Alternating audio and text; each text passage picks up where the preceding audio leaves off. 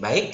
Di sini kita berbicara mengenai pecahan. Jadi konsep pembelajaran hari ini itu adalah merupakan review karena materi pecahan itu sudah pernah kalian dapatkan di sekolah dasar dan di sekolah menengah pertama di SD dan SMP ya. Kita sudah berbicara banyak sekali mengenai pecahan.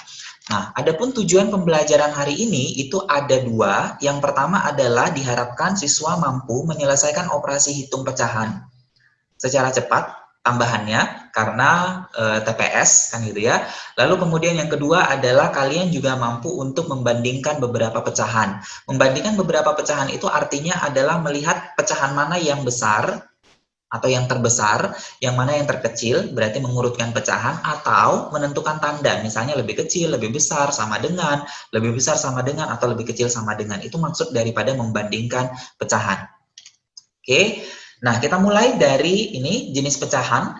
Jenis pecahan itu berarti ada 4 secara garis besar. Jadi kalau misalnya kalian lihat di modul itu ada 6, di mana nanti 2 lagi itu adalah berasal dari pembagian pecahan biasa.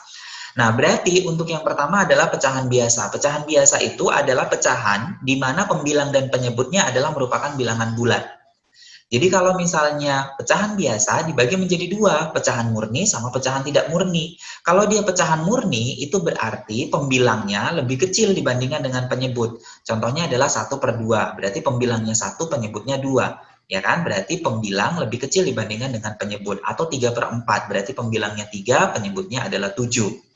Lalu kemudian pecahan tidak murni. Pecahan tidak murni itu artinya bahwa pecahan tersebut terdiri dari pembilang yang lebih besar dibandingkan dengan si penyebutnya. Oke, jadi misalnya adalah 8/5, 7/3 gitu. Nah, pecahan tidak murni ini bisa dibentuk dalam bentuk pecahan campuran. Itu bentuk yang kedua daripada pecahan ya. Jadi contohnya misalnya adalah 8/5. 8/5 mau diubah ke dalam bentuk campuran. Berarti nanti 8 dibagikan dengan 5 dapat 1 sisa 3. Berarti 1 3/5. 7/3. 7 bagi 3 dapat 2, sisa 1. Berarti 2 1/3 gitu ya. Nah, kalau dia pecahan campuran, berarti itu terdiri dari bilangan bulat dan bentuk daripada pecahan murni. Ini kan bentuk pecahan murninya ya. Oke, lalu kemudian desimal. Desimal bedanya dengan bentuk pecahan biasa dan pecahan campuran tidak lagi dalam bentuk per, tetapi dalam bentuk koma. Misalnya adalah 2,75 atau misalnya persen. Nah, kalau dia persen berarti itu artinya adalah merupakan per 100. Oke, nah persen itu biasanya kita temukan pada saat kita berbelanja, misalnya diskon, atau misalnya ketika menabung di bank, misalnya bunga bank, atau ketika misalnya mengambil cicilan rumah, atau misalnya adalah cicilan kendaraan bermotor, misalnya sepeda motor atau misalnya mobil, lalu kemudian nyicilnya berapa, misalnya bunganya berapa persen, misalnya bunganya adalah 20% atau misalnya 10%, nah itu biasanya disajikan dalam bentuk persen. Nah, pembahasan persen dalam aritmatika sosial akan dibahas pada pertemuan-pertemuan yang selanjutnya. Kita masih berbicara kepada persen itu sendiri ya, bentuk persen tidak dikaitkan dengan aritmatika sosial seperti untung, laba, dan rugi atau diskon misalnya. Oke, nah dari sini ada beberapa jenis pecahan yang harus kalian ingat bentuknya untuk memudahkan tujuannya. Misalnya adalah 1/8. 1/8 itu pecahan biasa, lalu kemudian mau diubah dalam bentuk desimal berarti nilainya adalah 0,125 gitu ya. Atau misalnya 1/4. 1/4 itu 0,25. Atau misalnya lagi adalah 2/3 misalnya, berarti 0,6666 seterusnya, atau 0,67 gitu ya. Lalu kemudian 1/3, 0,33333. Nah itu. Jadi kalau misalnya kalian ingat bentuk-bentuk itu dalam bentuk desimal atau persennya, maka itu akan memudahkan kalian. Next adalah operasi hitung pada pecahan. Operasi hitung pecahan mirip seperti operasi hitung bilangan. Bedanya ada syarat-syarat yang harus dipenuhi. Misalnya adalah penjumlahan dan pengurangan. Berarti yang harus dilakukan adalah samakan penyebut.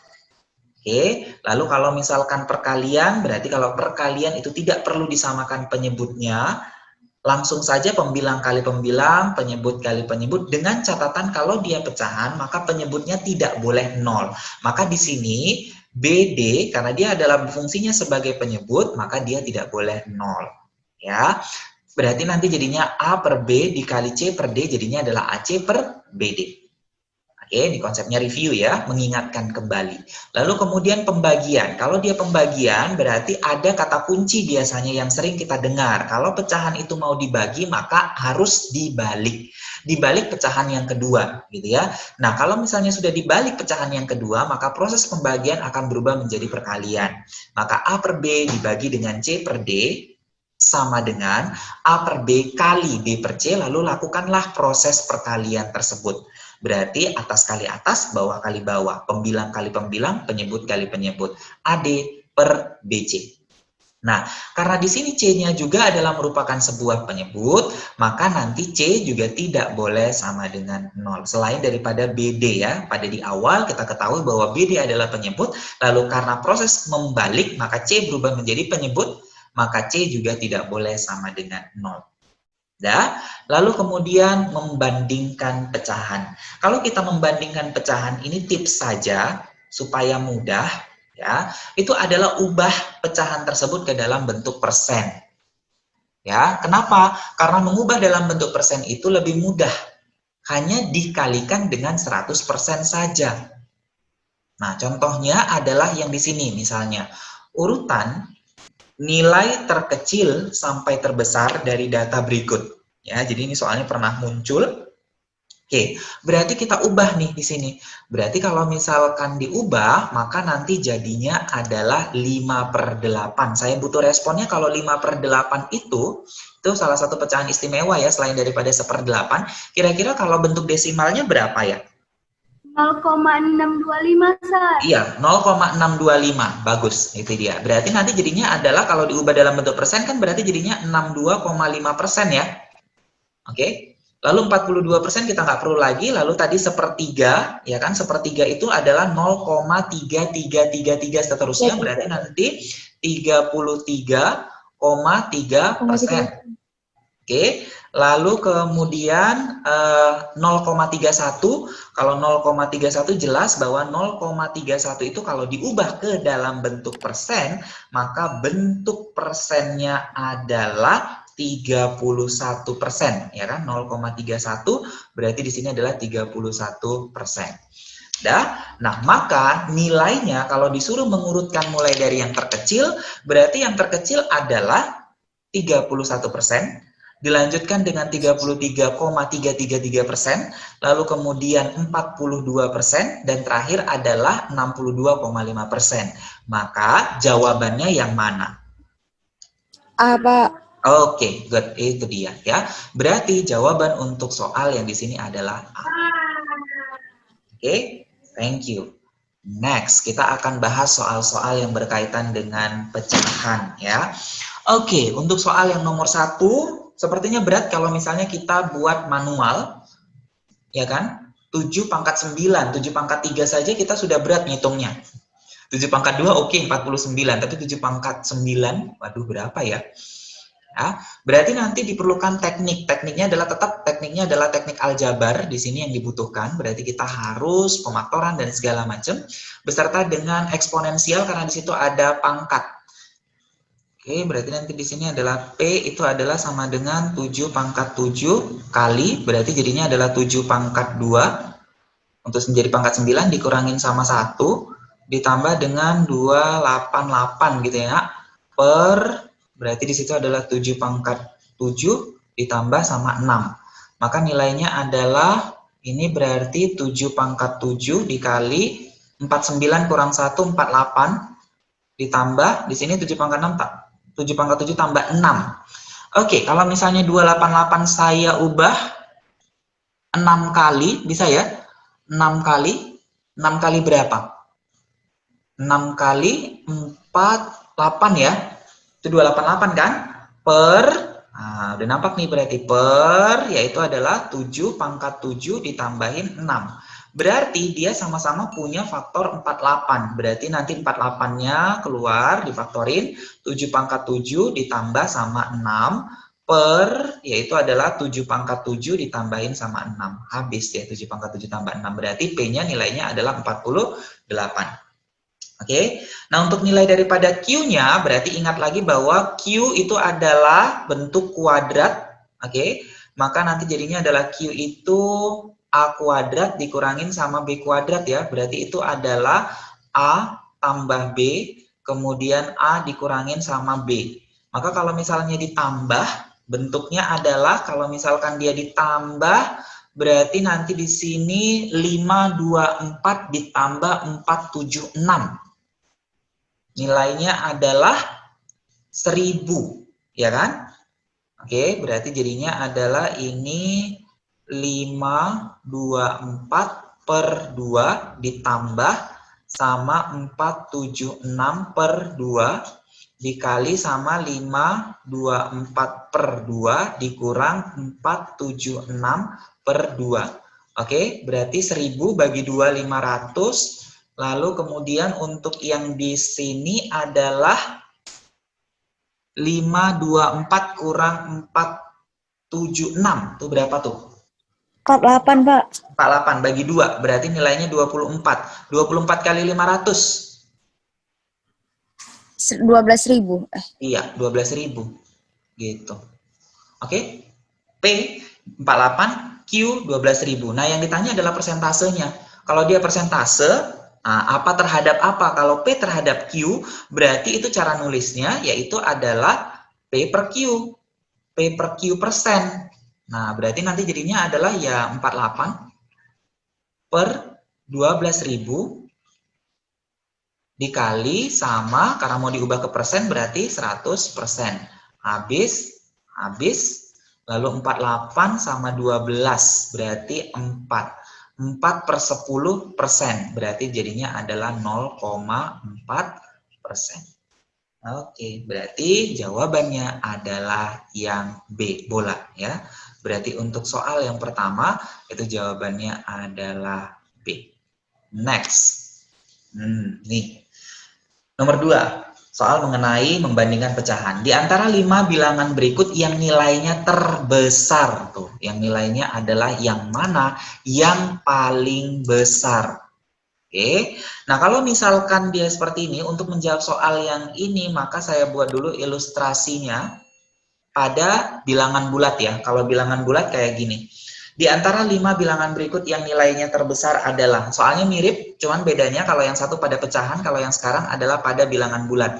Nah, ini sebenarnya nggak perlu kita kalikan satu-satu, tapi bagikan dulu dengan kelipatan. Oke, misalnya 10, 20, 50, 40, sama 10, kan sama-sama bisa dibagi sama 10 ya. Berarti ini bisa habis nih. Berarti ini habis, lalu kemudian si 0-0-nya tuh bisa habis, bisa kita coretkan. Ini habis, lalu kemudian ini juga habis, lalu kemudian ini juga habis tuh. Berarti kan nanti hasilnya itu adalah sama dengan, berarti di sini 2, lalu di sini berarti 4, lalu ini adalah 15, lalu yang di sini itu berarti 16, lalu kemudian yang di sini berarti nilainya 5. Berarti yang mana nilainya yang paling besar? Nilai yang paling besar adalah 16. Nah, artinya prinsipnya kita akan pakai nih. Ya, prinsip ini kita akan pakai untuk yang di sini. Artinya, kalau misalnya ada bilangan yang berkelipatan dan posisinya sama, pembilang dengan pembilang, penyebut dengan penyebut, maka habiskan dulu. Jadi kayak misalnya 60 sama 120, itu kan bisa sama-sama dibagi dengan si 160 ya. Berarti nanti di sini sama-sama bagi 60, berarti ini 1, lalu kemudian ini 2, lalu kemudian ini 1, lalu kemudian ini 2, lalu kemudian di sini 1. Lalu pembilang dengan pembilang 7, 14 sama 21, jelas bahwa dia dibagi dengan 7. Kalau dibagi 7 berarti ini akan habis 1, ini akan habis 1, ini 2, lalu kemudian ini 2, dan di sini adalah 3. Lalu 27, 27, 54 jelas bagi 27 ya. Berarti di sini 1, kemudian di sini 1, di sini 2, lalu kemudian di sini 1, dan di sini adalah 2. Dah, baru kalikan. Karena akan lebih mudah mengalikan bilangan yang kecil dibandingkan dengan mengalikan bilangan yang besar. Karena besar itu banyak yang mau dikali. Oke, nah maka nanti nilainya adalah, oke, maka nilainya di sini berarti habis semua 1 berarti, kemudian yang di sini berarti 2, yang di sini berarti 1, yang ini berarti 4, yang di sini berarti nilainya adalah 3/2, 3/2 itu nilainya adalah 1,5. Nah, yang manakah yang paling besar? Maka yang paling besar itu adalah yang D. Gitu. Oke? Nah, untuk soal yang nomor 3, kebalikannya. Kalau tadi yang terbesar, kalau yang sekarang adalah yang terkecil. Nah, kalau misalnya seperti ini prinsipnya juga sama. Artinya adalah kita bagi dulu dengan kelipatannya ya, dengan faktor terbesarnya. Berarti kayak misalnya ini persen. Persennya semua punya persen, berarti persennya kan bisa habis nih. Persennya bisa kita coret. Dah, lalu kemudian setelah persennya kita coret, kemudian ini juga ya sama-sama bagi 10 bisa ya. Bagi 10, lalu 14, 28, 14, 28, 70 bagi 14 ya. Bagi 14 ini berarti 1, kemudian ini 2, kemudian ini 1, kemudian ini 2, lalu kemudian 70 bagi 14 5. 5, Sir. Nah, yang bawah nih masalah. Yang bawah itu ada 17 oke, sama 34 oke. Tapi 52 nggak bisa kalau bagi 17 kan. Ya nggak apa-apa, berarti kita buat aja pendekatannya gitu. Oke, nah berarti nanti pendekatannya gimana? Berarti nanti jadinya adalah, ini sama-sama bagi 17 ya. Ini 17 1, ini 1, lalu kemudian di sini 2, lalu kemudian di sini 2. Ini, nah kalau misalkan dia bagi 17 dapat berapa? 3 ya, sekitar 3, sekian. Karena kalau 17 dikalikan dengan 3, itu nilainya adalah 51, Sir. Itu 52 kan gitu ya, berarti 3, something, 3, sekian gitu. Nah berarti nanti jadinya udah tinggal kita kalikan, berarti nilainya adalah ini tadi 1 habis kali 5, berarti di sini nilainya 5, kemudian ini nilainya 2, di sini nilainya setengah kali 8 4, lalu nilai yang di sini adalah 2 bagi 2 1, kemudian yang ini, nah ini berarti 5 kali 5 ya kan, dibagi sama si 3. Oke, nah yang ditanyakan adalah nilai yang terkecil. Maka nilai terkecil jawabannya juga adalah yang D. Itu prinsipnya ya. Next, kita buat lagi untuk yang keempat. Kalau yang keempat, nah ini bilangan yang nilainya lebih besar dari ini. Nah, kalau misalnya jumpa soal yang seperti ini, nah, berarti kalian sebenarnya diperintahkan untuk mencari bilangan yang paling besar di opsi. Jadi cari aja bilangan yang terbesar. Dari mana? Dari opsi pilihan jawaban. Gitu. Artinya bahwa kalian nggak perlu lagi nyari berapa ini bilangannya. Gitu. Ya, jadi ini nggak perlu dihitung berapa nilainya untuk yang di pecahan. Nah, begitu juga kalau misalnya soalnya dibalik, bilangan yang nilainya lebih kecil, maka carilah yang terkecil dari opsi tersebut. Nah, untuk mencari bilangan yang terbesar, prinsipnya sama. Ya kan? Berarti kalau yang di sini berarti sama-sama bagi 0,48 atau mau dikalikan dengan 100 dulu juga boleh. Ya, atau langsung saja dibagi dengan 0,48 berarti nanti di sini nggak bisa ya. 48 sama 72. Kalau dikali 2 96. Oh, berarti harus dibuat bagi-bagi berapa nih? 72 sama 48. Ada yang mau respon? 12, Pak. 12, boleh 12. 24. Iya, kayaknya yang paling besar 24 ya. Kita langsung ya. 12 boleh, tapi nanti kalau 12 jadi kerja 2 kali dibagi lagi dengan 2 gitu. Nah, kita langsung saja berarti dibagi dengan yang terbesar berarti nilainya adalah bagi dengan 0,24, berarti nanti nilainya adalah berarti yang di sini nilainya menjadi 3, ya kan? 3, lalu ini juga 3, lalu ini sama 3, lalu ini 2, lalu ini 2. Oke, 20 nggak bisa. 20, 45, 25 nggak bisa karena ada 4 di situ. Berarti yang bisa kita lakukan adalah si penyebutnya aja. Berarti 38, 38 ini jadinya 2, 2, ini 1, ini 2, ini 2. Habis. Gitu saja. Berarti nanti nilai untuk yang di sini, untuk yang A, nilainya jadinya 30 ya. Lalu kemudian di sini 26, oke. Kemudian yang di sini berarti 15, kemudian ini berarti jadinya 20, dan yang terakhir itu nilainya adalah 5. Maka nilai yang terbesar, karena nilai yang lebih besar, berarti kita cari yang terbesar di opsi. Yang terbesar itu berarti nilainya adalah yang A. Itu adalah 30. Oke, itu kalau misalnya untuk soal yang membandingkan daripada si pecahan. Next, kita lanjut untuk yang nomor 5. Nah, ini. Nah, jelas bahwa di sini langsung ketahuan ya, atau langsung nampak. 3M per 39 per 4N. Jelas bahwa ya kita harus ubah dulu bentuk daripada si M. Kalau M-nya mau dinyatakan dalam bentuk N, maka di sini berarti M-nya bisa dibuat menjadi berapa nih? Berarti ini kan 12 ya jadinya, 12 kan? Kenapa? Karena di sini 3 nih. Ini kan 3, lalu kemudian di sini 1. Berarti kita bisa tulis bahwa M-nya itu adalah sama dengan 12N. Nah, kalau M-nya adalah sama dengan 12N, berarti nanti jadinya 8M. 8M ditambah dengan 6N per 3N, maka nilainya adalah 8 dikali dengan 12N ditambah dengan 6N per 3N. Ya, berarti N-nya kan bisa habis semua. Lalu sama-sama bisa dibagi 3 kan? Berarti ini kalau dibagi 3, ini jadinya 4. Ini juga harus ya dibagi 3, berarti nilainya 2 karena dihubungkan dengan penjumlahan. Maka operasi kekuatannya kali dulu, 32 ditambah dengan 2, berarti nilainya adalah 34. Selesai. Berarti jawabannya adalah yang A. Oke, cepat kan? Nah, baru kemudian untuk yang terakhir. Yang terakhir adalah yang nomor 6. Nah, ini sebenarnya seperti yang saya bilang tadi, kalau misalnya kalian ingat beberapa pecahan, maka itu akan sangat membantu sekali.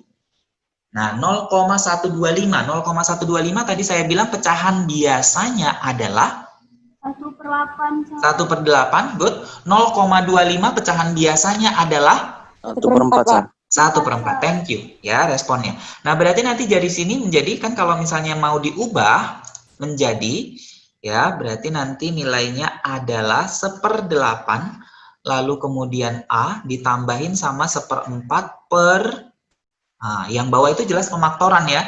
Pemaktoran berarti faktornya berapa? 3 dan 2, Pak. Berarti jadinya A ditambah 3, lalu kemudian A ditambahin sama 2.